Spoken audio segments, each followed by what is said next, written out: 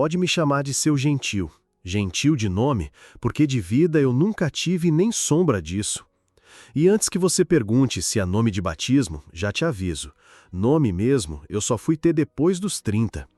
Antes disso, eu era neguinho do Zé Valentim, moço do serviço, aquele da porteira, ou simplesmente Ei. Nunca ninguém me chamou pelo nome com respeito. Só quando era para mandar ou bater, aí sim. Nessas horas eu tinha nome, apelido, número, tudo. Se eu tô vivo até hoje, é só porque já morri por dentro mais de 100 vezes. Cada vez que me fizeram calar quando eu queria gritar. Cada vez que usaram meu corpo como se fosse pá de enxada. Cada vez que riram da minha dor como quem assiste novela de fim de tarde. Eu tô aqui, com esse corpo velho, mas o que tem por dentro... Ah, meu filho, o que tem por dentro já virou pó faz tempo.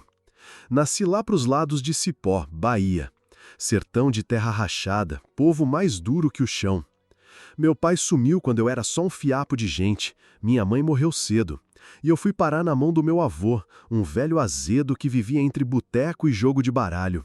Gostava de fazer aposta com o que nem era dele. E foi numa dessas que ele me entregou. Tava devendo até as cuecas para um coronel de nome Lourenço Braga. Coronel daqueles antilos, que falava grosso até com o vento. O velho perdeu no jogo e disse pro homem: leva o menino aí, ele é ligeiro, ajuda na roça, obedece sem chiar. Como se eu fosse saco de batata. O coronel nem olhou para mim direito. Só cuspiu no chão, deu um meio sorriso e falou: então é meu. Assim mesmo, sem papel, sem promessas, sem nada, só falou e pronto. Na manhã seguinte, me puseram em cima de uma carroça junto com um saco de milho, galinha viva e umas ferramentas velhas. Nem me deram água para a viagem. Meu avô nem se despediu, só disse, não faz vergonha lá, viu? E virou as costas. Eu fui sem entender o que tinha feito para merecer aquilo. Mas lá no fundo, eu já sabia que não ia voltar. A estrada até a fazenda era longa e cada sacolejo da carroça doía mais que o anterior. Chegamos com o sol estourando no meio do céu. A porteira era maior do que qualquer coisa que eu já tinha visto. Um homem com espingarda abriu e fez sinal para o carroceiro entrar. A casa grande lá no fundo parecia miragem, mas o que me chamou a atenção foi outra coisa, o tronco. Tava lá, fincado no chão, com marcas que o tempo não apagava. Diziam que era decorativo, só se for para enfeitar o inferno. O coronel estava sentado na varanda, de chapéu de couro e olhar atravessado. Quando me viu, fez sinal com o dedo, como quem escolhe boi na feira. Cheguei perto, tropeçando de medo. Ele levantou, veio até mim e passou a mão no meu rosto como quem examina a fruta madura. Falou baixinho, mas com voz de navalha. Esse aí é meu, cuido dele pessoalmente. Daquele momento em diante, eu deixei de ser gente, virei posse, virei o do coronel. Nem precisava falar meu nome, bastava apontar e dizer, aquele ali. Me mandaram para a senzala velha, que agora chamavam de alojamento. Entrei e só tinha um espaço de chão batido, fedorento, com os panos rasgados no canto. De cama, nem cheiro. Me deram um prato de alumínio com arroz duro e um pedaço de carne seca que parecia borracha. Comi calado. A fome era maior que o medo, mas o medo era maior que tudo. Naquela primeira noite, deitei no chão frio, o corpo doía inteiro, e eu tremia mais de dentro para fora do que de fora para dentro. Não era o sereno que me fazia tremer, era a certeza. Certeza de que ali não ia ter volta. Certeza de que minha vida, daquele dia em diante, ia ser só sobreviver, ficar quieto, não olhar para cima, não responder, não pensar. Antes de dormir, o coronel entrou no alojamento, só ele, ninguém mais. Ficou parado na porta um tempo, como quem mede a distância do próximo passo. Eu nem conseguia levantar, só olhava com o rabo do olho. Ele se abaixou, encostou o dedo na minha testa e disse: quem manda agora no seu corpo sou eu. Virou as costas e saiu. E foi assim que começou. Não teve festa, não teve reza, não teve aviso. Teve só sentença. Eu, ali, no chão duro de uma fazenda maldita, com o nome arrancado e a alma prestes a ser moída. A gente sente quando alguma coisa ruim tá para acontecer. Não precisa de aviso nem de trovão, o corpo sente. A pele arrepia, o estômago fecha, o coração bate torto, como quem já sabe que vai apanhar. E foi assim que começou o dia em que fui chamado para o quarto do fundo da casa grande. Eu ainda era novo na fazenda, não sabia direito onde começava o trabalho e onde terminava o castigo. Só obedecia. Tava aprendendo a carregar saco de milho, a lempar fezes de porco, a aguentar o sol até os olhos doerem. Já tinha levado grito por coisa boba, já tinha apanhado com vara de marmelo por andar devagar. Mas nada tinha me preparado para o que veio naquele fim de tarde. Tava limpando os baldes da estrebaria quando o capataz se aproximou. Aquele homem era feito de couro e ódio, nunca sorria. Tava sempre mastigando alguma coisa, cuspindo no chão, com a espingarda encostada no ombro. Disse sem emoção nenhuma: "O patrão quer você na casa grande." E virou as costas. Senti um frio subindo do pé para o pescoço. A casa grande não era lugar de menino como eu. Aquilo lá era para visita de político, para dona da fazenda e os móveis que ninguém podia encostar. Subi o caminho de pedra com as pernas moles. Cada passo doía, mesmo sem ferida. No alpendre estava a cozinheira, Dona Ambrosina, uma mulher enorme, com braço de cortar porco e olhar de quem já viu coisa demais. Quando me viu, abaixou os olhos. Disse só isso, do jeito mais seco e assustado que já ouvi na vida: "Vai no quarto do fundo e não faz barulho." Quis perguntar por quê, mas minha boca travou. Quando o medo entra, a voz some. Atravessei o corredor da casa com as paredes cheias de retrato antigo, cheiro de perfume barato e mofo abafado. Cheguei na porta do quarto. Tava entreaberta. Bati de leve. Ninguém respondeu. Entrei.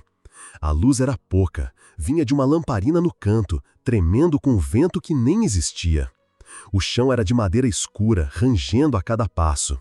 O quarto parecia sufocar. E ali, sentado à beira da cama, estava ele, o Coronel Lourenço.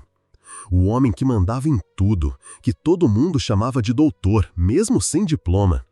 Que dizia: "Esse povo só entende se for no chicote." Que tinha olhos de cobra e riso de quem não sente nada. Me olhou de cima a baixo, disse: "Fecha a porta." Fechei. Não falou mais nada, só levantou. Veio devagar. O som das botas no assoalho parecia trovão. Parou na minha frente. Botou a mão na minha cabeça. Eu tremia. Ele dizia que estava só me conhecendo melhor. A voz dele era baixa, mas a ameaça morava em cada sílaba. As mãos dele suavam, a respiração dele grudava no meu pescoço. E eu virei coisa, só coisa. Não vou te dizer o que ele fez, não porque não lembro, eu lembro de tudo, mas porque tem coisa que nem palavra serve. Só sei que depois que ele terminou o que tinha vindo fazer, me olhou com desprezo. Nem disse obrigado, nem mandou embora, só cuspiu no chão e saiu. Fiquei lá, de pé, sem saber se chorava ou vomitava. Não consegui nenhum dos dois. Me sentei num canto e abracei os próprios joelhos. O corpo doía por dentro, mas não era como corte ou queda. Era uma dor funda, sem cor, sem forma. Uma dor que fedia vergonha, que queimava devagar. Fiquei não sei quanto tempo ali. Quando finalmente levantei, saí tropeçando. Queria sumir, queria virar vento. Mas o corredor era longo demais, e cada passo me lembrava do que tinha acontecido. Quando cheguei na varanda, o capataz estava lá, encostado no batente. Me olhou de lado e disse, quase cuspindo as palavras: "Se contar, perde o direito de andar." E eu entendi. Não com a cabeça, com o corpo inteiro. Voltei para o alojamento sem levantar os olhos. A cozinha estava vazia. Os outros meninos nem perguntaram nada. Talvez soubessem. Talvez já tivessem passado pelo mesmo. Me enrosquei no canto de sempre, em cima do saco de estopa. O chão parecia mais duro que antes. O mundo parecia mais escuro. O silêncio era pesado, grosso, como se me sufocasse devagar. Dormir? Não sei. Fechei os olhos, mas sonhar eu não sonhei mais. A partir daquela noite, os sonhos não tinham espaço, só lembrança. E lembrança, meu filho, lembrança, queima. A dor não era só no corpo. Era nos olhos que evitavam o espelho, na pele que já não sentia calor, só peso, no peito que batia errado, como se tentasse sair do corpo. E mais do que tudo, era no som da minha própria voz, porque naquele dia eu descobri que ela tinha morrido. E naquela noite, meu nome virou mudo. Tinha coisa que a gente aprendia sem ninguém ensinar. O som de uma caminhonete chegando, por exemplo, não era qualquer barulho. Era o aviso de que o inferno vinha com sapato lustrado e sorriso fácil.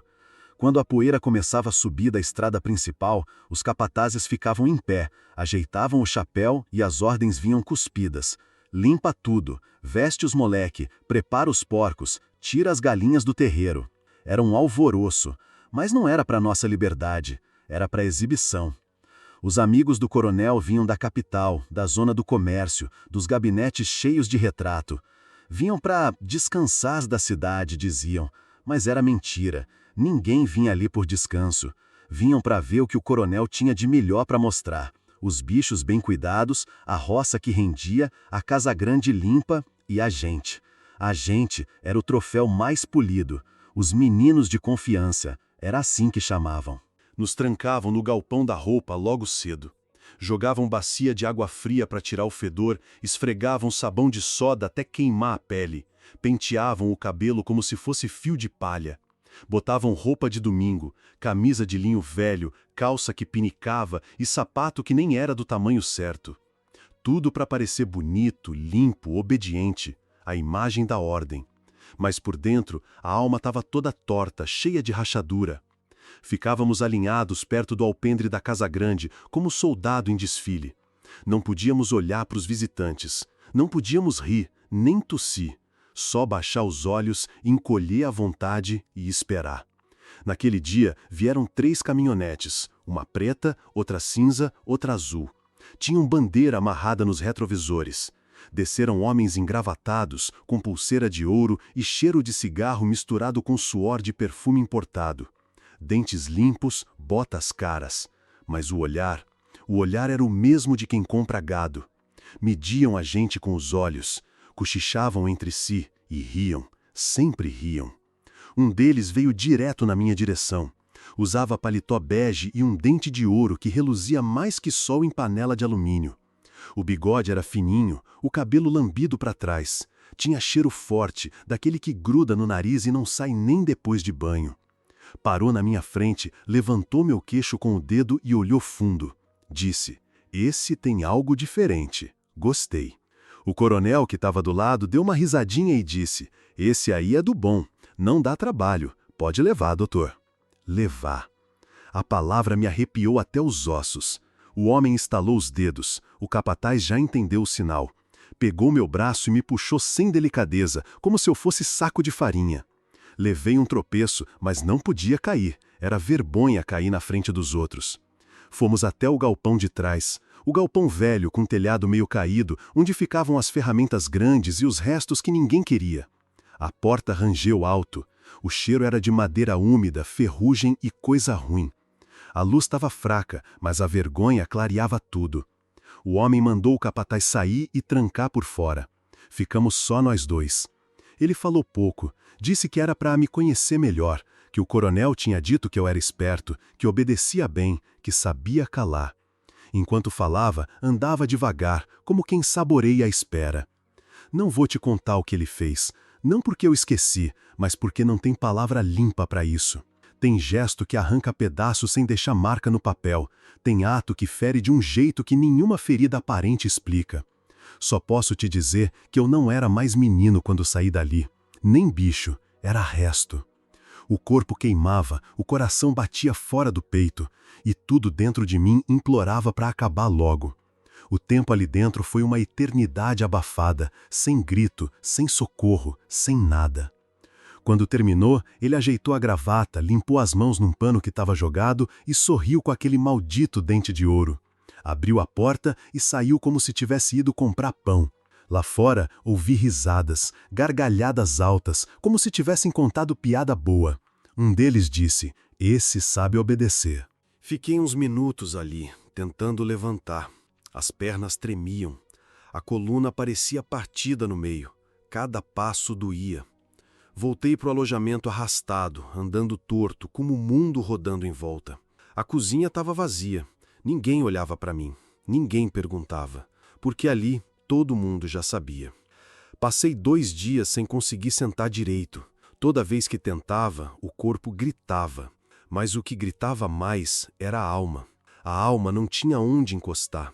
A alma não tinha como se aliviar. E a vergonha? A vergonha ficou, pregada no osso, no cheiro, no nome. Porque aquilo que eles faziam, aquilo que eles fazem até hoje em silêncio por aí, não tem nome limpo para escrever. Na fazenda, ninguém mandava mais que o coronel. Mas quem conhecia mesmo a maldade do lugar, sabia que a esposa dele era tão dona quanto. Dona Ivonete era o nome. Mulher fina de aparência, cheia de anel nos dedos e perfume doce que enjoava. Nunca gritava, nunca levantava a mão. Fazia pior, sorria. Ela falava baixo, sempre com voz de açúcar, e isso era o que mais dava medo. Porque a gente sabia que onde tem doce demais, tem veneno por perto. No começo, parecia que ela me via diferente dos outros. Me chamava para ajudar na cozinha, dizia que eu era mais limpo, mais jeitoso com as coisas de dentro. Mandava eu catar feijão, limpar legume, enxugar prato. Me dava até resto de pão escondido. E eu, burro e com fome, achava que talvez fosse uma sorte. Que talvez ali tivesse alguém que enxergasse mais do que o que eu servia. Mas sorte, naquela fazenda, era palavrão. Um dia, ela me chamou logo cedo. Disse que eu estava sujo, com cheiro de bicho. Mandou que eu a seguisse até os fundos da casa grande, onde ficava um banheiro velho, separado do resto. Era um quartinho de azulejo rachado, com um tanque de cimento e uma bacia no canto. Tinha uma barra de sabão amarelo, uma esponja grossa e um pano de chão torcido. Ela falou: "Hoje você vai sair limpo de verdade." Tentei dizer que já tinha me lavado no poço, que não precisava. Ela sorriu. "O coronel quer tudo direito. Eu mesma vou ver se ficou bom." A porta fechou atrás de mim. O trinco fez um barulho seco. Ela mandou que eu tirasse a camisa, depois a calça. Fiquei encolhido, cobrindo o que dava, com a alma pendurada. Ela pegou a esponja, molhou no sabão e começou a esfregar meu corpo como se estivesse limpando panela velha. Era duro, doía. Passou pelos braços, pelas costas, pelas pernas. Até aí eu aguentava. Mas quando as mãos dela foram onde não deviam, tentei virar de lado, cobrir com os braços. Foi aí que ela me deu um tapa seco no rosto. Não doeu só a pele. Doeu o resto de dignidade que ainda me restava. "Você é da casa. Aqui ninguém se esconde." As palavras saíram geladas, como faca arrastando no gelo. Continuei parado, travado, sentindo a vergonha se misturar com a água fria e o sabão que ardia. O corpo não era mais meu. Era como se eu tivesse emprestado ele para um pesadelo. E nem emprestado por vontade, foi tomado. Depois de lavar o que bem entendeu, ela disse: "Agora vai para a varanda, tem chão esperando por você." Pegou um pano de chão e uma bacia. Me empurrou devagar, com o mesmo sorriso, e me fez ajoelhar bem ali, na frente da casa grande, onde todo mundo passava. Disse que eu devia esfregar aquele chão de tábuas como quem agradecer por estar vivo, para aprender o lugar dele. E eu fiz. Ajoelhado, encolhido, sentindo o frio da madeira roçar onde nunca devia. As mãos se sujando de sabão e vergonha. A cabeça baixa, o rosto queimando mesmo sem sol.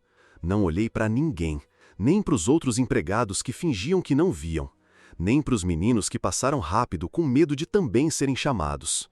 Ali, naquele chão, eu descobri o gosto de sentir nojo de si.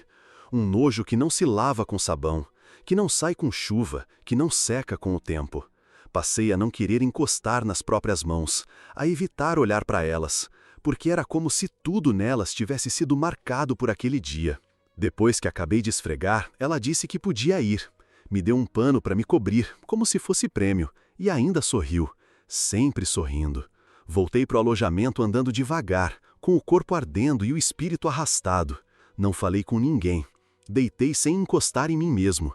E naquela noite tive vontade de arrancar a pele, não por dor, mas por nojo, por querer não ser mais aquele corpo, aquele pedaço de chão que os outros usavam quando queriam se sentir dono de alguma coisa.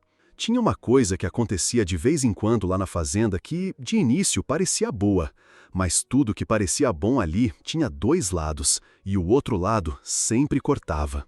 De tempos em tempos, vinha um professor da vila. Diziam que era para ensinar a gente, que o governo estava mandando estudar, aprender a escrever o próprio nome, contar dinheiro, saber das coisas. O coronel aceitava porque dava bom para a imagem dele. Dizia que era fazendeiro moderno, que se preocupava com o futuro dos meninos sob tutela. Até cartinha de elogio da prefeitura ele recebia por isso. O tal professor chamava-se Elias, um homem magro, óculos torto, sempre de camisa de botão engomada, mesmo no calor de rachar. Falava baixo, andava com um livro embaixo do braço e usava palavras que a gente não entendia. No começo, todo mundo ficava na defensiva. Menino espancado aprende a desconfiar até do vento. Mas com o tempo, a voz calma dele começou a enganar o ouvido. Ele escrevia coisa no quadro de madeira que improvisaram na varanda da casa grande. Fazia a gente repetir frases decoradas. A fazenda é justa, tenho deveres e direitos, sou bem tratado. Tinha dia que ele mesmo dizia que queria nos dar voz, que era pra gente aprender a se expressar. Eu ouvia aquilo e sentia uma coisa misturada por dentro. Vontade de acreditar, mas também medo de me arrepender. Num desses dias, enquanto os outros rabiscavam no papel de embrulho que chamavam de caderno, ele me chamou de lado. Disse que via algo em mim, que meus olhos não eram como os dos outros, que eu carregava coisa pesada e que, se eu quisesse, podia contar. Fiquei calado. Mas no outro dia, depois de mais uma noite no galpão, depois de mais uma vergonha que grudava na alma, eu falei. Não tudo, mas deixei escapar uma frase, baixinho, quase num sussurro. Disse para ele, as noites no quarto do fundo são piores que qualquer trabalho da roça. Ele olhou para mim, colocou a mão no meu ombro e só respondeu, vou ver o que posso fazer. E aí eu cometi o maior erro da minha vida. Acreditei. Passei os dias seguintes esperando alguma mudança. Talvez a chegada de alguém da cidade, uma pergunta diferente, um sinal, qualquer coisa. Mas tudo seguiu igual. Até que, numa tarde abafada, o coronel me chamou para dentro da casa. Ele estava sentado na cadeira de balanço, um copo de cachaça na mão e um sorriso que não era de alegria. Era de quem está prestes a pisar em cima de alguma coisa viva só para ouvir o estalo. Então quer dizer que as noites no quarto do fundo são pesadas demais para você? Ele disse, do nada. O mundo parou. O chão pareceu abrir sobre meus pés. Ele repetiu, palavra por palavra, o que eu tinha dito só para o professor, sem tirar nem pôr. Eu gosto de saber o que meus meninos pensam. E gosto mais ainda quando eles aprendem que pensar demais tem preço. Levantei os olhos só por um segundo. A raiva fervia por dentro, mas engoli, como sempre, porque ali, se cuspisse revolta, o retorno vinha dobrado. Só balancei a cabeça. Ele riu. Vai, volta para o seu lugar e agradece que eu ainda tenho paciência contra a ira. Saí dali com a cabeça em brasa. A vergonha misturada com nojo, medo e uma vontade de sumir do mundo. E nem era pela ameaça, era pela certeza. Até o homem que ensinava a ler vendia a gente. O professor ainda apareceu mais umas 2 vezes depois disso. Agia como se nada tivesse acontecido. Me tratava igual antes. Mas eu já sabia. Já tinha entendido que ninguém de fora ia estender a mão sem cobrar em troca. Nem que fosse só silêncio. Nunca mais falei com ele, nem com ninguém. Parei até de escrever meu nome quando mandavam. Fazia só um risco no papel. Para mim, letra nenhuma servia mais para contar minha história, porque minha história não dava em lugar nenhum. Aquela traição não me fez perder a confiança. Eu nunca tive. O que ela fez foi me tirar a última ilusão de que existia alguém escutando. E foi ali que minha voz morreu de verdade. Porque enquanto o corpo apanha, ainda dá para sonhar. Mas quando a esperança leva a tapa também, aí não sobra nem palavra. O pior tipo de dor não é aquela que arranca sangue. É a que se arrasta por dentro e vai comendo a alma aos poucos, como o bicho que rói por dentro da madeira até ela virar pó. E naquela altura eu já estava oco. Só andava porque o corpo era teimoso, mas por dentro não tinha mais fé, nem raiva, nem choro, só eco. Comecei a evitar até minha própria sombra. Me ver refletido em qualquer canto dava ânsia. O que via não era mais eu, era o molde daquilo que os outros usavam, aquilo que o coronel moldava com castigo, que a mulher dele lavava como quem limpa sujeira de sapato, que os amigos da capital pegavam emprestado para se divertir e depois largavam como trapo. A primeira coisa que fiz foi parar de olhar para o balde d'água. Usava só a mão, de cabeça baixa. Depois, parei de andar perto das janelas da casa grande. Aqueles vidros limpíssimos pareciam feitos para lembrar a gente de quem a gente não era mais. Até que um dia, no galinheiro, vi meu reflexo na lâmina de metal do comedor enferrujado. Um borrão disforme, com o olho morto e a boca entreaberta, como se nem ar merecesse. Peguei uma pedra e taquei, sem pensar. Quebrei o comedouro e cortei a mão. Um dos moleques correu para avisar o capataz. Disse que eu estava ficando doido. Ele veio, viu o sangue, me olhou com aquela cara de quem não sente nada e disse: "Pelo menos agora sabe que ainda vive." Mas ali eu já nem sabia, porque viver do jeito que eu vivia era só continuar. Respirar não era vida, comer não era prazer, dormir era armadilha. E foi numa dessas noites que entendi o que era dormir por obrigação e acordar por castigo. Tinha passado o dia limpando os chiqueiros, debaixo do sol rachando, com o estômago vazio porque o feijão do almoço tinha vindo azedo. Os ombros doíam, o pescoço queimava. Tudo normal para quem já tinha se acostumado com o anormal. Quando cheguei no alojamento, a escuridão me recebeu diferente. Não era o escuro de todo dia. Tinha um peso no ar, um cheiro de fumo e suor fresco. As lamparinas estavam apagadas, só a luz da lua filtrava pelas frestas do telhado. Entrei devagar. Os meninos já estavam deitados, ou fingindo estar. O silêncio era tenso, como se todo mundo esperasse algo. Foi quando vi. Minha esteira, o único canto que ainda chamava de meu, estava ocupada. O capataz estava deitado nela, camisa aberta, botas ao lado, o chapéu no peito. Me viu, mas não se mexeu. Só deu um sorriso curto, daqueles que arrepiam. Eu parei na porta. A respiração travou. O coração quis correr, mas não tinha para onde. Ele tirou o chapéu do peito, colocou de lado e deu 2 tapinhas na esteira, como quem convida. Não disse uma palavra. E eu fiz o que aprendi a fazer desde o primeiro dia. Obedeci ao silêncio. Me arrastei até o canto oposto da parede e me sentei.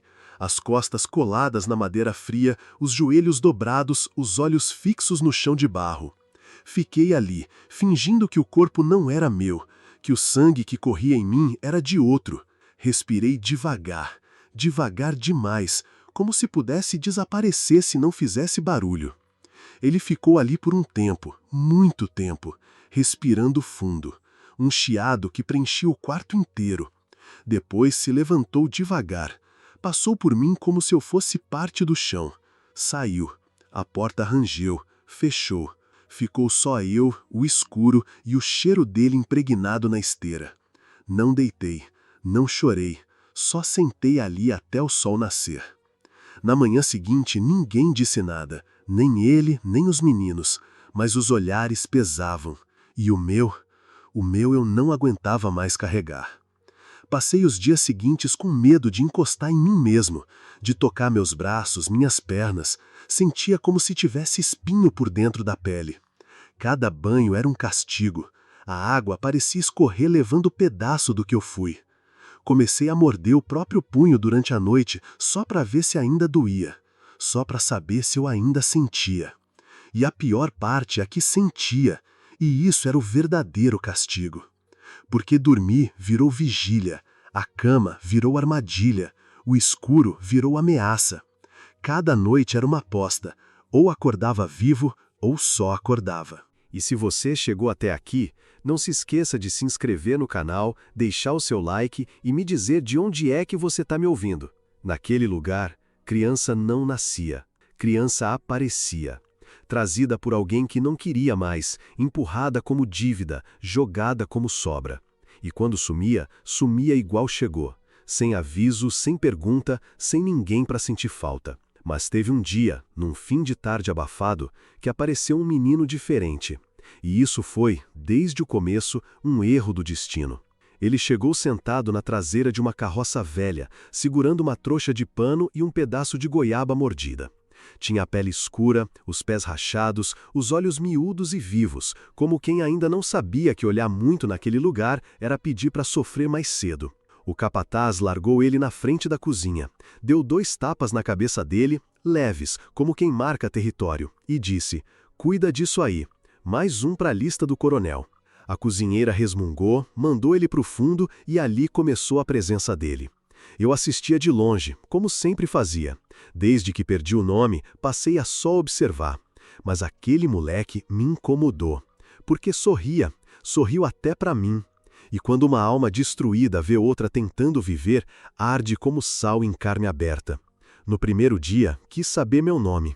Disse que o dele era Dito, mas minha avó me chamava de Luzim. Falava rápido, como quem tem medo de esquecer. Perguntou quantos dormiam no galpão. Quis saber por que a porta da casa grande era trancada à noite. Por que ninguém falava alto. Por que todo mundo andava olhando para o chão. Fiquei calado. Ele riu e disse: "Você não fala? Vai ver se só escuta o mundo." Tive vontade de responder, de mandar calar, de avisar. Mas a boca travou, porque eu já sabia o que ele ainda ia descobrir. Passou a semana ajudando com tudo. Limpava com vontade, corria quando mandavam, fazia piada com a própria fome. Certa vez, pegou uma lagartixa e pôs no ombro. Disse que era o melhor amigo dali porque não falava demais nem cuspia na cara dos outros. Teve menino que riu. Eu virei o rosto. Num fim de tarde, tropeçou na frente do curral, caiu com o balde de água e se sujou todo de barro. O coronel estava saindo da casa grande. Parou, observou. O menino levantou rindo, limpando a calça com as mãos. O coronel estreitou os olhos. Sorriu de volta, mas era outro tipo de sorriso. Um que só a gente que já apanhou da vida entende. Chamou o capataz e disse: "Leva esse para dentro mais tarde. Quero conversar com ele." Ali, meu corpo esfriou. Quando anoiteceu, ele não voltou para o galpão. Os outros se entreolhavam. Ninguém dizia nada. O silêncio tomava conta. E eu fiquei sentado no escuro, com as mãos cerradas e o estômago virado. Só reapareceu de manhã. Veio andando como se o chão tivesse espinho. Rosto inchado, olho sem brilho. Tava todo encolhido, como se o corpo quisesse fugir de si mesmo. Deitou sem tirar o barro da roupa. Virou para o canto. Não falou mais. Ficou assim 2 dias. No terceiro, sumiu. A conversa começou no terreiro. Os parentes vieram buscar. A cidade chamou de volta. O coronel devolveu. Mas ninguém acreditava. Ninguém nunca era devolvido. Na fazenda, sair vivo era lenda. A cozinheira lavava os pratos com mais força do que o normal. O coronel ria alto com os amigos. Os capatazes fingiam que tudo era normal. Mas eu não fingia mais. Aquela ausência doía diferente. Doía porque ele tinha sido burro bastante para sorrir. E eu, covarde o suficiente para não impedir. Naquela mesma tarde, fui até os fundos do galpão. Era um canto esquecido, onde ninguém mexia.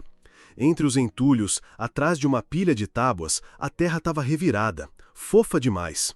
Fedia coisa podre, escondida. Me ajoelhei e comecei a cavar com as mãos. Não precisei cavar muito. Encontrei um pedaço do pano que ele usava no pescoço desde que chegou. Sujo, encharcado, rasgado. Enterrado junto com uma pedra amarrada nele, como se alguém quisesse que aquilo afundasse para nunca mais aparecer. Naquele instante, o mundo girou. Não por surpresa, mas por confirmação. Peguei o pano e segurei forte. Tão forte que as mãos tremiam. Olhei para o céu, para o galpão, para a estrada, e nenhuma lágrima veio, porque ali até o choro tinha vergonha de sair. Sentei na terra, sujo, cansado, esvaziado. Fiquei ali horas, sem mexer um músculo, só pensando naquele sorriso maldito, naquela fala rápida, na lagartixa no ombro, na curiosidade de quem ainda achava que a vida podia ser melhor. O pano dele ficou comigo, Guardei escondido debaixo da esteira, enrolado num saco de milho velho, porque era só o que tinha restado de quem, por 3 dias, tentou ser gente num lugar feito para matar isso. E naquele dia, até a raiva se calou. Tem lugar onde o tempo para, onde o sol nasce só para cumprir tabela, onde o barulho dos grilos e o ranger das portas viram música de desgraça. A fazenda era esse lugar, e naquela semana eu aprendi o que era ser esquecido de propósito. Tudo começou com um olhar atravessado, um olhar que dei sem querer. Tava varrendo o terreiro com a vassoura de galho que machucava as mãos quando o coronel saiu da casa grande. Ele passou, olhou em volta e quando me encarou, por instinto, olhei de volta. Rápido, só um segundo, mas foi o suficiente. Vi nos olhos dele o gosto pela punição. Ele era mestre em inventar castigo novo. Chamou os capatazes ali mesmo. Deu 3 palavras e um gesto. Pronto. Meu destino foi decidido com menos esforço do que se joga o bicho no matadouro. Esse aí tá se achando. Dorme com os outros, respira igual homem. Vamos resolver isso agora. Os 2 capatazes me arrastaram como bicho bravo. Nem me deram chance de perguntar. Não que eu fosse perguntar. Naquela altura eu já sabia. Perguntar era pedir tapa. Me jogaram dentro do estábulo. Era um cercado de madeira podre, com chão de barro encharcado e cheiro de estrume, urina e morte lenta. As vacas dormiam num canto, os porcos noutro. E eu, no meio, amarrado pelas mãos e pelos tornozelos com corda de sisal que cortava a pele a cada movimento. Um deles cuspiu no chão antes de sair. Se quer se comportar como bicho, vai viver com os bichos. A porta foi trancada com um pedaço de pau grosso atravessado do lado de fora. Fiquei ali, no escuro, ouvindo os grunhidos dos animais, sentindo o frio subir das pernas até a nuca. Na primeira noite, eu ainda tentava dormir. Me encolhia, tremia, rezava em silêncio para um Deus que talvez já tivesse me esquecido. Mas o cheiro era demais. Cada respiração doía. O chão era molhado, áspero, parecia que raspava a alma. No dia seguinte, me jogaram um punhado de arroz cru. Nem um prato, só arroz jogado no chão, junto com palha, fezes de vaca e restos de milho mordido pelos ratos. Tentei resistir, mas o estômago rugia. Acabei comendo, com vergonha, com raiva, com nojo de mim. Na segunda noite, a febre começou. O corpo tremia mesmo sem frio. O suor escorria e ainda assim os pés congelavam. Os bichos vinham cheirar meu corpo. Um porco deitou perto, ronronando como gato. Eu chorei, não de dor, mas de entender que eu era só mais um entre eles. Os dias passaram.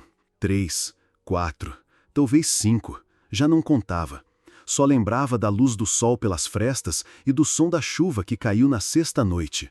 Chuva grossa, barulhenta, que molhava até por dentro. Foi nessa noite que vieram me buscar. 2 homens. Um tinha o dente rachado, o outro uma cicatriz no olho. Nenhum falou meu nome. Só abriram a porta, me levantaram pelas axilas e me arrastaram até o galpão velho. Eu mal conseguia andar, as pernas bambas, o estômago vazio, os olhos ardendo de tanto não dormir. O galpão era escuro, úmido, com cheiro de madeira podre. A porta fechou atrás de mim. O trinco bateu seco. Não disseram nada, só ficaram lá dentro comigo. O resto, a cabeça fez questão de esquecer. Só lembro do som das botas raspando no chão, do cheiro de suor velho e pinga, de mãos que me seguravam onde não deviam, e do momento em que a dor virou desmaio.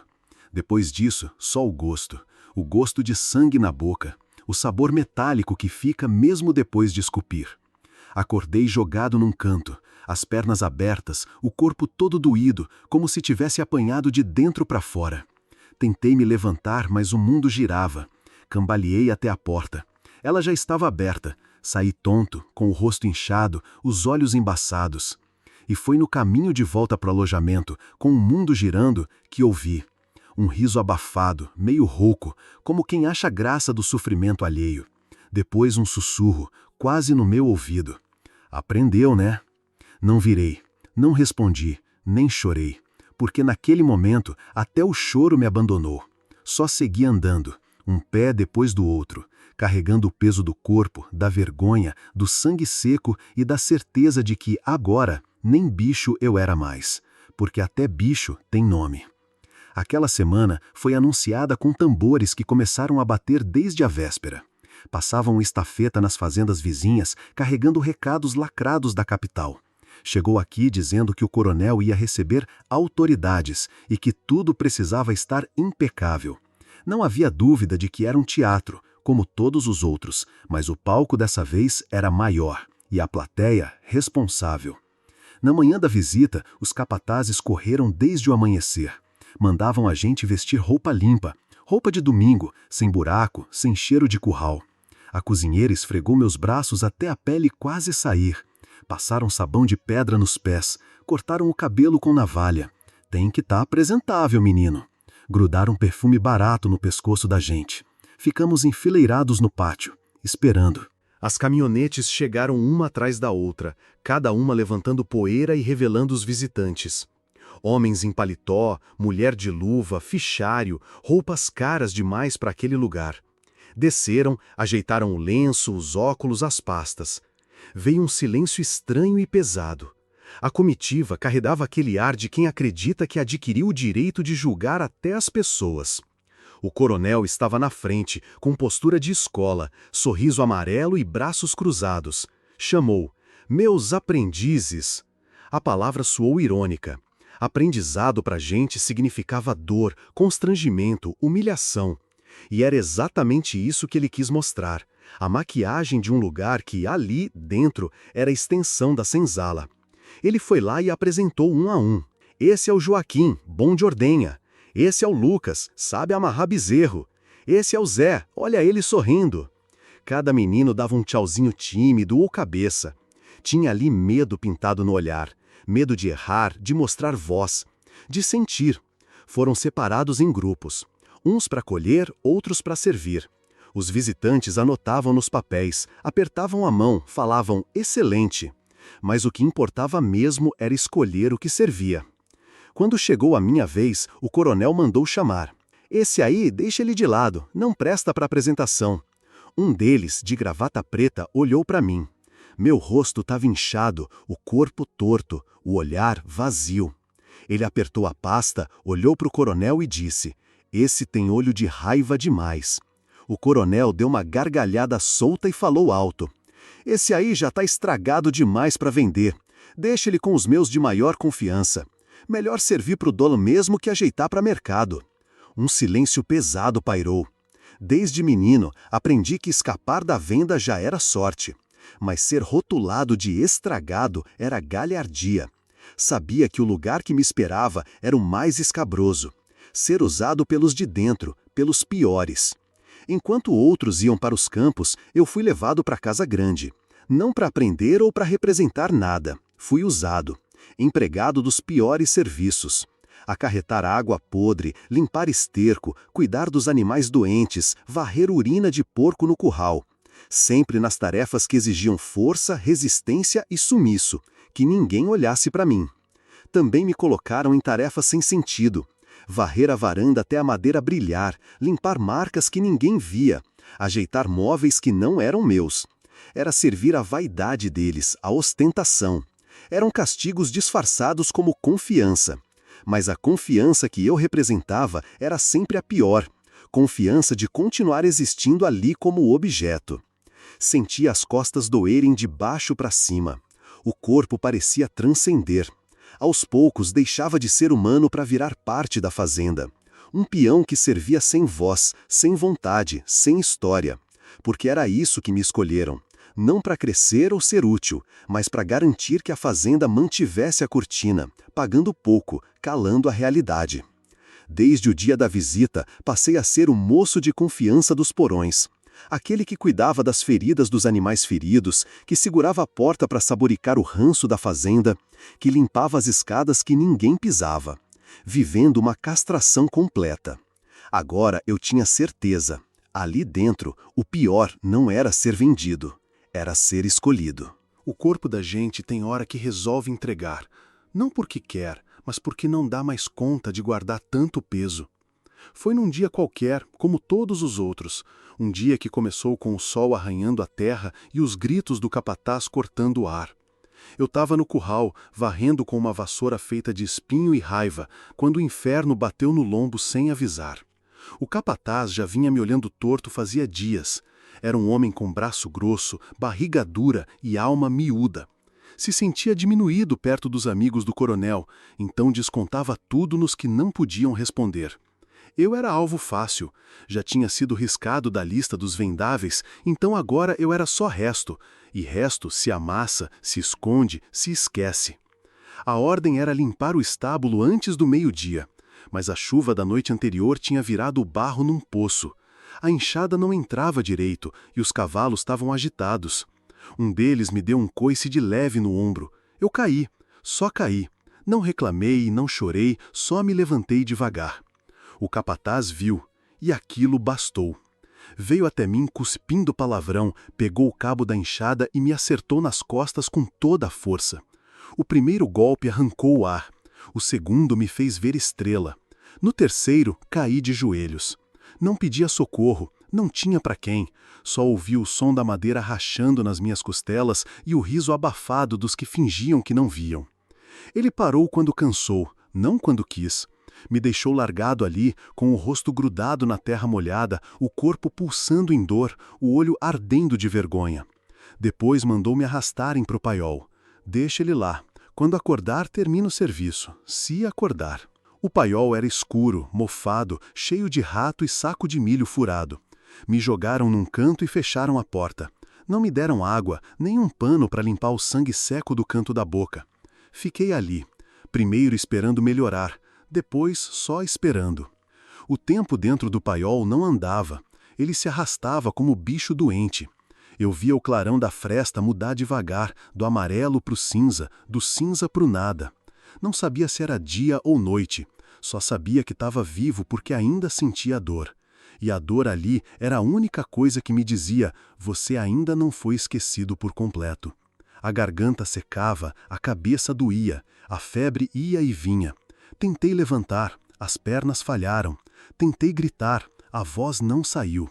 Só consegui deitar de lado, encolhido como criança, esperando qualquer coisa. A morte, o descanso, o sumiço. No terceiro dia, ou quarto, sei lá, a porta abriu. Luz demais, som demais, dor demais. Tentei cobrir o rosto com o braço, mas ele não respondia. Ouvi vozes, risos. O coronel chegou perto, me olhou com desdenho e disse: esse não morre nem se mandar matar. O riso dos outros foi seco, eles saíram, e eu fiquei ali, respirando por metade dos pulmões, tentando entender por que ainda estava ali. Se era castigo, era longo, se era prova, já tinha passado. A mão que me tirou do chão não era violenta, era firme, silenciosa. O vaqueiro, aquele mesmo que nunca falava com ninguém, me colocou nos ombros como se carregasse saco de feno. Não disse nada. Me levou até a parte de trás do celeiro, onde dormia junto dos animais doentes. Me deitou numa esteira limpa. Tinha um pano dobrado servindo de travesseiro. Tinha um balde d'água perto. Molhou um pano e limpou meu rosto. Sem palavra, sem olhar de pena, só fez. E aquilo doeu mais que qualquer surra. Ficou ali por horas, me dando goles pequenos d'água, apertando meu pulso para sentir se o sangue ainda corria. Passou um unguento fedido nas minhas costas. Costurou com linha de pescar um dos cortes maiores. Como quem cuida de cavalo machucado, só que com mais respeito. Não falou meu nome, nem perguntou nada, só me cuidou, como se eu ainda fosse digno de cuidado, como se ainda houvesse algo para salvar. E naquela noite, deitado naquela esteira de palha, com o gosto de sangue ainda na boca, eu chorei em silêncio, pela dor, pela vergonha, mas principalmente porque alguém, depois de tudo, ainda me tocou sem nojo. Na fazenda, a palavra visita não existia do jeito que o povo conhece. Ninguém aparecia ali por acaso. Ou era capataz novo, ou comprador, ou algum enviado da capital para fingir que fiscalizava. Mas naquele dia, apareceu um homem diferente. Um homem que não vinha para ver gado nem assinar papel. Chegou a pé, suado, com a roupa amassada de quem já tinha andado dias. Camisa branca encardida, calça remendada, bota gasta de estrada. Parou na porteira como quem teme pisar onde não deve. O vaqueiro foi quem o viu primeiro. O levou até a casa grande sem dizer uma palavra. Do galpão, assisti tudo, de longe, mas vi. O homem parou na frente da varanda, tirou o chapéu, respirou fundo. Tinha um jeito de quem carrega mais lembrança do que bagagem. O coronel veio na mesma hora, puxando o cigarro da boca, acompanhado de 2 capatazes. Olhou o sujeito como quem mede carne. "Em que posso ajudar?" perguntou, com a voz untada de desprezo. "Tô procurando alguém", respondeu o homem olhando firme. "Meu irmão. Foi levado faz muitos anos. Diziam que foi entregue para cá. Nome dele é Benedito, mas a gente chamava de Bené. Aquele nome cortou o ar. Fazia tanto tempo que ninguém me chamava assim que até pensei que tivesse inventado. Senti o chão do galpão sumir sob meus pés. Era como ouvir a própria alma gritar de dentro do poço. "Aqui não tem ninguém com esse nome", disse o coronel, rápido, como quem já estava ensaiado. "Mas eu recebi notícia. Um senhor de um vilarejo disse que..." "Escuta aqui", cortou o coronel, já com a voz mais firme. "Essa é minha propriedade. Se tivesse alguém com esse nome, eu saberia. Aqui só tem aprendiz, tudo registrado. Ninguém foi trazido à força, muito menos menino com esse nome aí." O homem não recuou, olhou ao redor, me procurou, sem saber onde exatamente. Ele tinha uma cicatriz na têmpora, ganhou quando caiu de um pé de manga. Era calado, mas ria com os olhos. A boca do coronel se curvou num meio sorriso, quase diversão. Os capatazes começaram a rir também, como se aquilo fosse piada. "Deve estar morto então", disse o coronel. "Ou foi um sonho seu.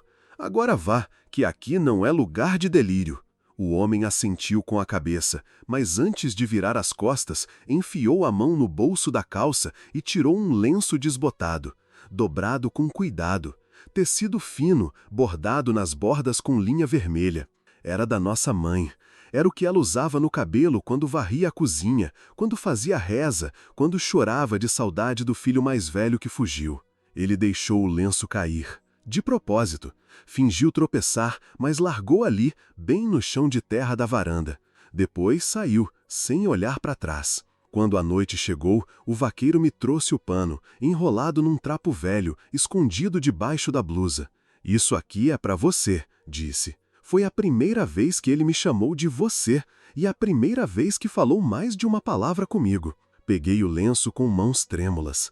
O cheiro veio na hora, cheiro de casa, cheiro de saudade guardada, cheiro de coisa que devia ter morrido, mas não morreu. Ajoelhei ali mesmo, encostei o pano no rosto, quase desmaiei com a lembrança. O lenço tinha mancha de sabão, costura torta feita à mão. Era dela, era nosso. "Se for sair, é hoje, não vai ter outra", sussurrou o vaqueiro. "Ele ficou te esperando no vilarejo. Eu conheço o caminho." Meu coração disparou. O corpo, mesmo fraco, se encheu de uma urgência que nunca tinha sentido. Naquela madrugada, saímos sem barulho. O vaqueiro me guiou pelos fundos do estábulo, com um cavalo pequeno e cansado. Me entregou uma garrafinha com água, um pedaço de mandioca seca e um pedaço de sabão para afastar os mosquitos. "Vai pela trilha velha, onde os antigos fugiam, onde a mata esconde, mas leva." O céu estava nublado e a lua parecia ter pena. O mato era alto, espinhento, fechado, mas eu ia. Com cada passo, o medo ficava para trás, e mesmo caindo 2 vezes, mesmo rasgando a perna num galho seco, continuei. No segundo dia, o cavalo caiu. Fiquei sozinho no mato, com fome, febre e os olhos queimando de tanto tentar ver no escuro. Me arrastei por mais uma noite. Dormi abraçado com o lenço, rezando para não ser um sonho. Na manhã seguinte, ouvi um assovio. Era curto, cortado, igualzinho ao que ele fazia quando me chamava para roubar fruta no quintal da avó. Assoviei de volta. Ele apareceu, descendo o barranco com os olhos arregalados. Corremos um para o outro, e quando me abraçou, o mundo desabou. Meus joelhos cederam, a boca secou, a respiração travou. Mas ali, naquele abraço, eu soube. Eu estava livre. Mas a liberdade não gritava, ela chorava, ela doía e dizia: Agora você precisa aprender a viver tudo de novo. A liberdade, quando chega, não tem som de festa, nem cheiro de flor. Ela vem calada, torta, com os pés cheios de barro e os ombros curvados. E mesmo quando se ajoelha na sua frente e diz, você tá livre, a gente não acredita. Porque o corpo até sai, mas a cabeça continua lá, onde aprendeu a sobreviver sem viver. Quando cheguei na cidade com meu irmão, não sabia onde pisar. O chão era firme demais. As calçadas tinham desenho, as paredes tinham tinta, os postes tinham luz. Tudo parecia muito certo, muito limpo, muito vivo. E eu era resto de cativeiro, pedaço de silêncio, sombra de coisa que esqueceram de enterrar. Ele me levou para a casa dele, nos fundos de um mercadinho. Um cômodo só, com cama de arame, fogão pequeno e uma mesa torta. Tinha cheiro de sabão e de café requentado. Me mostrou onde guardar roupa, mas eu não tinha roupa. Me mostrou onde era o banheiro, mas eu não sabia usar vaso. Me mostrou a cama e eu fui deitar no chão. Pode deitar na cama, Bené. Tá limpa. Eu só balancei a cabeça. Porque cama, para mim, era coisa de patrão. Era onde mandavam a gente deitar quando queriam nos fazer de coisa. Dormir nela parecia errado. E o chão, por mais duro que fosse, ainda era meu lugar de costume, de segurança, de onde o corpo podia encolher e esperar a dor passar. As primeiras noites foram de olho aberto. Cada estalo da casa, cada barulho de carro na rua, cada grito de vizinho me fazia travar. Eu tremia no escuro, mesmo com a porta trancada. Porque porta trancada nunca significou proteção, significava prisão. Meu irmão falava pouco, trabalhava durante o dia, me deixava comida pronta, arroz com ovo, feijão aguado, mas eu não tocava. Tinha medo de comer sem ordem, tinha medo de tudo, até da água limpa. No segundo dia, fui tentar tomar banho. Entrei no banheiro com a toalha que ele me deu. Olhei para o espelho e o espelho me negou. Não reconheci o que vi. O rosto magro, os olhos fundos, o couro cabeludo raspado, a cicatriz velha na têmpora. Era eu, mas não era. Era o que sobrou. Tirei a roupa devagar, enchi um balde com água fria, me sentei no chão. Peguei a caneca e fui jogando água como fazia na fazenda. Não liguei o chuveiro. Aquela torneira pendurada no alto me dava medo. Parecia que ia cair em cima de mim, ou que era coisa para limpar gente de verdade, não bicho como eu. Depois do banho, voltei para o canto. Dobrei a toalha, sentei no chão, com as pernas encolhidas, e fiquei ali até o sono vir. Quando ele chegou, veio leve, como se me pedisse licença. No terceiro dia, vi uma criança brincando no beco. Corria com um peão de madeira, rindo alto, descalça. A risada dela me feriu mais do que tapa, porque eu nunca soube rir assim, nunca corri sem olhar para trás, nunca soube o que era brincar sem medo. Meu irmão tentava conversar. A gente pode ir na delegacia, contar tudo, eles têm que saber. Balancei a cabeça, não queria, mas ele insistiu, disse que era importante, que era justo. Fomos. O policial na recepção nos olhou como quem mede farinha. Ouviu meu irmão contar da fazenda, do coronel, dos meninos, dos castigos, dos que sumiram. Contou tudo. E quando terminou, o homem deu um riso curto, debochado. Então vocês querem que a gente vá prender coronel de terra? Disse. Ele que ajuda até na eleição daqui? Vai denunciar homem que manda mais que prefeito? Outro policial riu também. Um terceiro se levantou e apontou para a porta. Se tiver denúncia, é com juiz. Aqui a gente não se mete em briga de gente grande. Saímos de lá em silêncio, meu irmão bufando, segurando a raiva. Eu só andava, com a cabeça baixa. Tinha certeza, naquele momento, de que a fazenda era maior que o mundo, que o coronel era dono até do que eu não via. Na volta, ele me levou numa papelaria, comprou um caderno e uma caneta. Disse que podia aprender a escrever, a ler, a assinar meu nome. Você é Benedito, nunca mais vão te chamar de coisa. Quando chegamos em casa, ele escreveu o nome na primeira página, Benedito Ferreira da Silva. Me entregou. Eu li com os olhos, mas os olhos não entendiam. Olhei o papel por minutos, depois rasguei. Em 4 partes, dobrei, queimei no fogão. Ele não falou nada, só respirou fundo e saiu para o quintal. Naquela noite, dormi no canto, o lenço da minha mãe dobrado debaixo da cabeça e o peito apertado com a certeza de que, mesmo livre, eu ainda era cativo de tudo que fizeram comigo. Porque a liberdade veio, mas o cárcere ficou em mim. Me chamam de Gentil, nome que eu mesmo escolhi, numa tarde de silêncio pesado, sentado na calçada, com o sol batendo nas costas e os pés descalços encostados na poeira quente. Gentil, porque Benedito ficou preso naquele chão maldito, com as costas marcadas, o olhar vazio e o corpo rasgado. Benedito morreu quando fugiu, e eu tive que nascer de novo, meio torto, meio homem, meio assombração.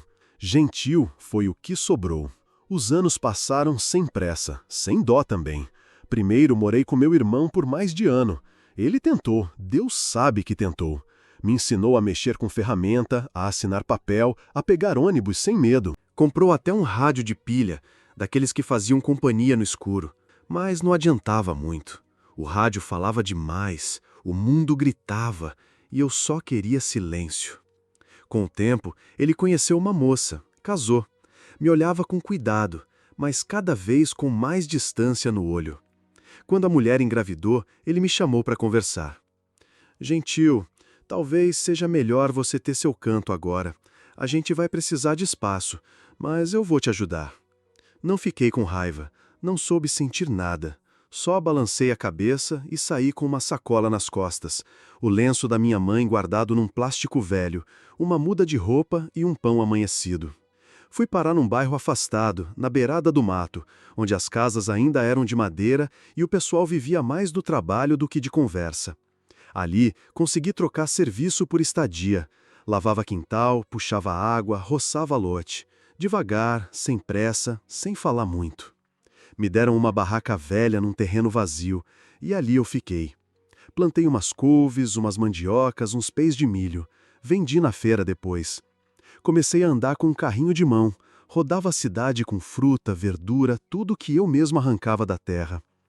Um velho me emprestou a banca da esquina para botar as coisas, e ali eu fiquei por muitos anos. Não fazia amizade, mas todo mundo me conhecia. Gentil do carrinho, gentil da horta, gentil do bom dia baixinho e do obrigado, que parecia desculpa. Teve um dia que uma criança me deu uma flor, só isso. Me entregou uma flor de papel. Eu não soube o que fazer. A mão tremeu, o olho ardeu. Guardei a flor por semanas, até ela se desfazer sozinha. Teve outra vez que uma moça quis me abraçar. Fugi, literalmente. Virei as costas e corri. Depois fiquei horas sentado na beira do córrego, com o peito doendo. Não era medo dela, era medo de mim, do que eu podia sentir, do que eu não sabia devolver. Levei anos para conseguir dormir sem trancar a porta com madeira. Anos para parar de comer escondido, com medo de que alguém visse. Anos para aceitar que a água quente do chuveiro não era castigo, que o barulho da chuva não era grito de ninguém. Hoje moro numa casinha de 2 cômodos. Fiz com as próprias mãos, tijolo por tijolo, madeira por madeira. Tem um fogão de lenha, uma rede no canto e um rádio que só pega 2 estações. Cultivo minhas plantas, vendo na feira, cuido dos bichos de rua. Não quero mais, nem menos. De vez em quando recebo carta do meu irmão. Ele mudou para longe, tem 2 filhos. Manda notícia, pergunta se tô bem. Eu nunca respondo. Não por ingratidão, mas porque não sei dizer o que é estar bem. Falar do que vivi é como abrir uma ferida velha. Ainda arde, ainda sangra. Mas às vezes, quando a noite está muito silenciosa, eu conto. Para alguém, ou só para mim mesmo. Falo dos gritos abafados, dos olhares cortantes, das mãos erradas, dos nomes que me deram, das partes que me tiraram. E também falo do vaqueiro, aquele homem que nunca disse nada, mas me deu tudo numa frase só. Ele que me deu a chance de sair, que me entregou a última chave, sem cobrar, sem esperar. Penso nele sempre. Às vezes, olho para o céu e me pergunto se ele ainda vive, se pensa em mim. Já sou velho. O espelho me mostra um rosto que não reconheço. As mãos calejadas, os olhos fundos, os passos lentos. Mas ainda ando, ainda planto, ainda respiro. Me chamam de gentil, e isso basta. Mas só eu sei o nome que carrego por dentro. O nome que grita calado, que pesa, que queima. O nome que enterraram sem cova, que apagaram com cuspe e sangue. E mesmo com tudo, eu ainda tô aqui. Inteiro não, mas de pé. E se você gostou desse relato, não se esqueça de se inscrever no canal, deixar o seu like e me dizer de onde é que você está me ouvindo.